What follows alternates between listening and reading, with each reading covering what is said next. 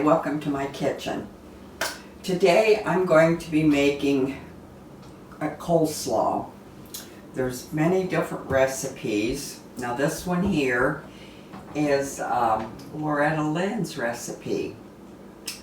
And it's really a good recipe.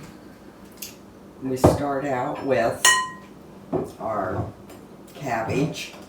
And you use 14 ounces there and about. I have a lot of people right now would be using the cabbage from their garden. Just dice it up, slice it up, whatever you want, to make it approximately what you think is the amount that you need. And then you'll take 1.5 cups of milk and a cup of sugar. It's a lot different from my other recipe that I use, but it's really, really good. And then you'll want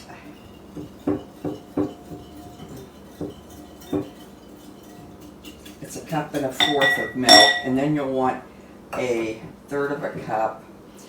I'm just going to read it off here because I can't remember it.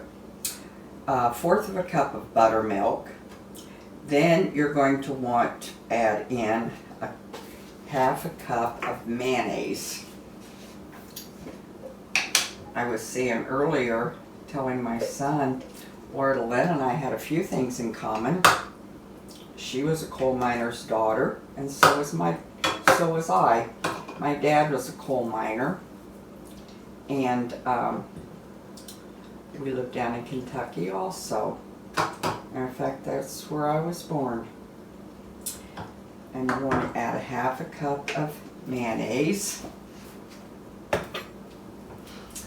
I said I was the only one out of the 4 children that Mother and Daddy had that was born in Kentucky. The rest of them were all born up north.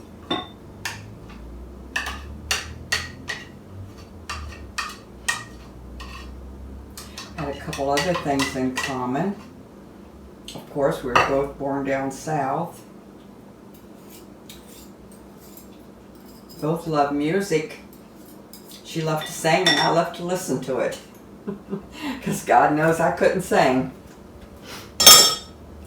But she's a wonderful singer. And then you'll take your pepper, salt, and onion salt and add to it. Bring that all together.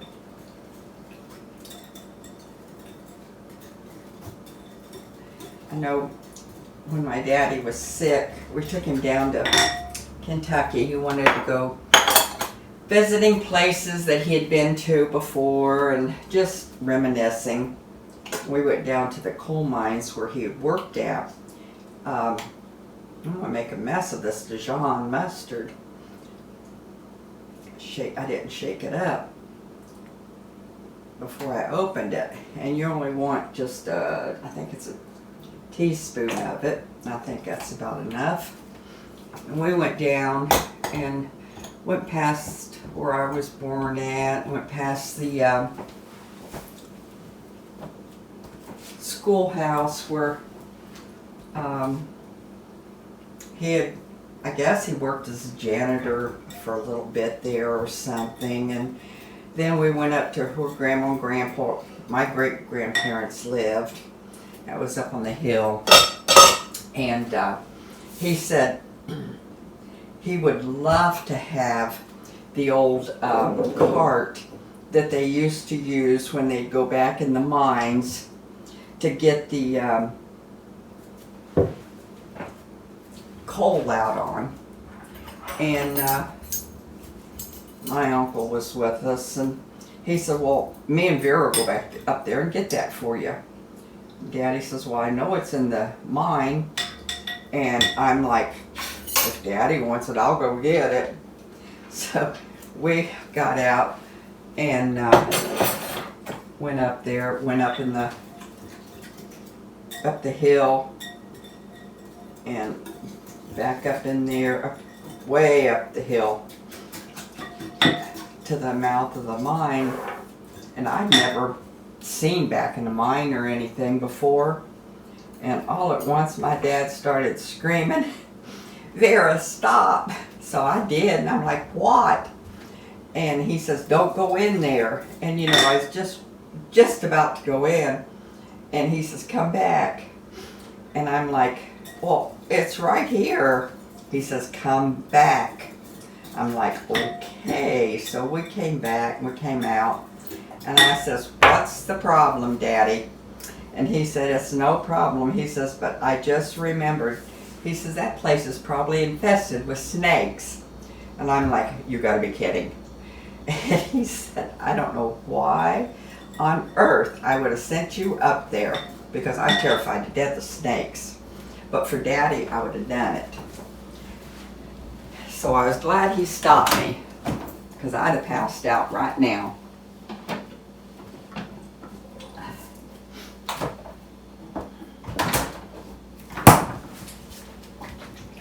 I need some lemon juice. I need a teaspoon and a half of lemon juice.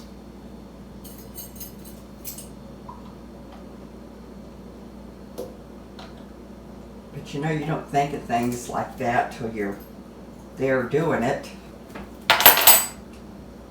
If you're like me, if your daddy asks you to do something, you're going to go do it for him.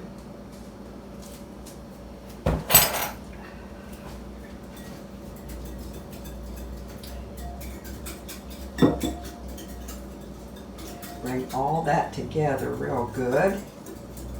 Milk and buttermilk and mayonnaise and Dijon mustard, vinegar, lemon, salt and pepper, and let's see, that's about all it takes. It's a lot different from my other recipes, but I'm telling you, it's really, really good. So, and then all you have to do is put it on your cabbage. That cabbage smells so good, and I have been terrible about eating it because I love fresh cabbage.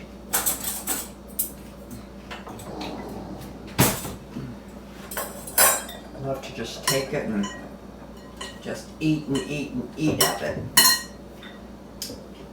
And then you just pour it on. You're supposed to let it set about an hour before you serve it.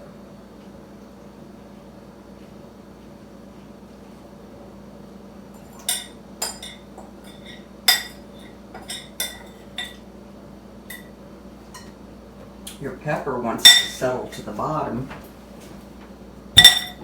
of the bowl. And I would think, well, I know I do, I'll take it and set it in the fridge, and every once in a while I'll stir it up a little bit. But I'm telling you, oh, that smells so good hitting that fresh cabbage.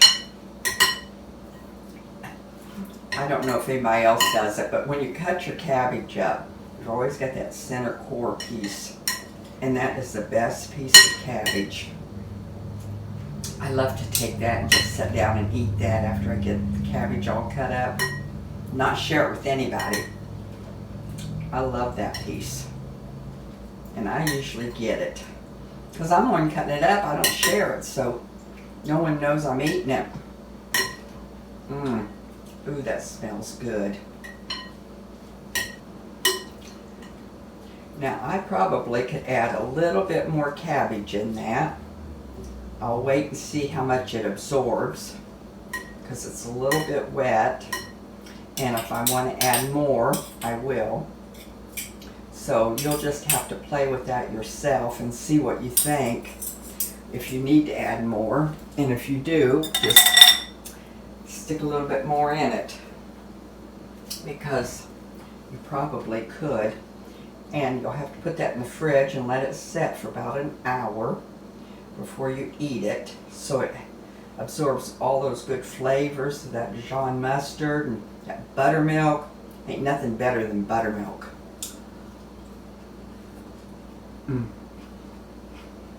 Mmm.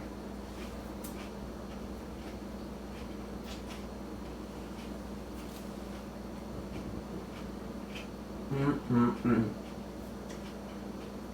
That's wonderful. I know, I thank Loretta Lynn for sharing this recipe with us. And I think you'll be thanking her too, because it's a wonderful, wonderful recipe. And it's different, and I like different recipes once in a while. So we'll just say thank you to Loretta Lynn for this, and let her keep singing beautiful, beautiful music to us.